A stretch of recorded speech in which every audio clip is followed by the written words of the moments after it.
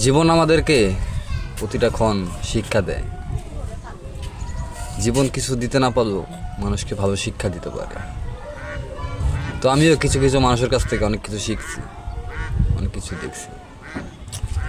হয়তো বা যারা আমার সাথে চলাচল করছে, যারা আমার সাথে থাকছে, একসাথে বসে চা খাইছি, তারা হয়তো অনেকেই জানে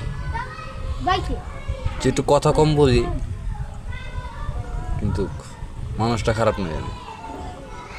তো আমার সাথে অনেক জায়গায় খারাপ কাজ হয়েছে। আজকের এই দিনটা বৃহস্পতিবার, জানি না আগামী বৃহস্পতিবার পাবো কিনা, তার কোনো গ্যারান্টি নেই।